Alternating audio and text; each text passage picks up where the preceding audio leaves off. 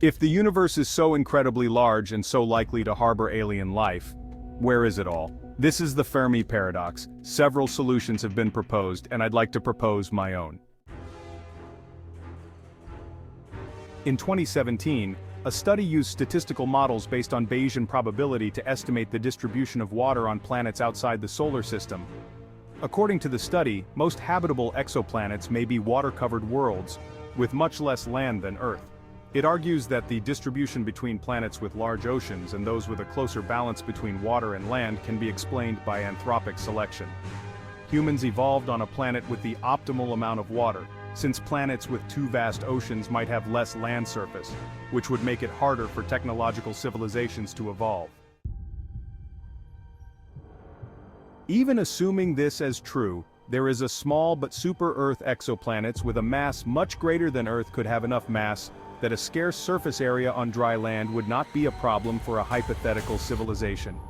However, in 2018, a study found that the high gravity of a super-Earth would make a successful space launch highly unfeasible, whether manned or not. Even by a satellite in orbit, it would be much less feasible to colonize space. Even so, they could still try to communicate with other civilizations with lasers and radio telescopes on the ground. The denser atmosphere of the super-Earth could affect the effectiveness of the transmission. Unless they develop some exotic technology currently non-existent on Earth, the aliens of the super-Earth would be trapped. Returning to the water worlds, another answer would be worlds on red dwarfs suffering from tidal locking. That is, the extreme proximity of their orbit to the star causes the world to stop rotating due to gravity, so that one side is always facing the star and the other is always in the dark. Under these conditions, most of the water on the warm side would remain in underground oceans, and the dark zone would be an eternal winter.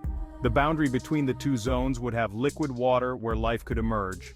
However, red dwarfs have strong magnetic activity, which can include the emission of flares or solar explosions, which are sudden eruptions of radiation, which could make it difficult for life to emerge. Some scientists have speculated the possibility of life based on other elements on worlds other than Earth. Aliens based on nitrogen, silicon, sulfur, methane, phosphorus, or ammonia could exist on worlds too hostile for life on Earth. However, these elements have limitations when compared to carbon for organic molecules. The chemical bonds between the molecules can be weaker, less flexible, and less stable than those of carbon. Not that it's impossible, but life based on this alternative biochemistry would probably not be as complex as carbon. Perhaps the most viable chemical alternative to carbon would be metal-based life that could evolve on warmer worlds like Earth, as experiments at the University of Glasgow have created cell-like spheres of tungsten. However, the most likely place for metal-based life to emerge would be on a metal-rich world, probably on stars like blue giants or supergiants, which are much less stable than our Sun, so it's possible that metallic life wouldn't have much time to evolve into an advanced civilization.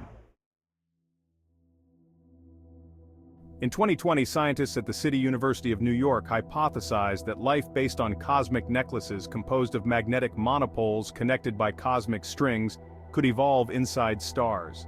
Not stars like our Sun, but dim stars, since such life would consume some of its star's energy, so it would likely exist inside stars observed to be cooling faster or dimmer than current cosmological models predict. Similar to what was proposed in the 1970s by astrophysicist Frank Drake, life forms could arise inside neutron stars. Drake said that the atomic nuclei in neutron stars have a wide variety of elements that can combine into supernuclei, analogous to the molecules that underlie life on Earth. However, Einstein's theory of relativity says that the stronger the gravity, the faster time passes. Since stellar life would live in an environment of extreme gravity, time would pass so quickly for them compared to Earth that if we made first contact, a simple greeting would take years in their view.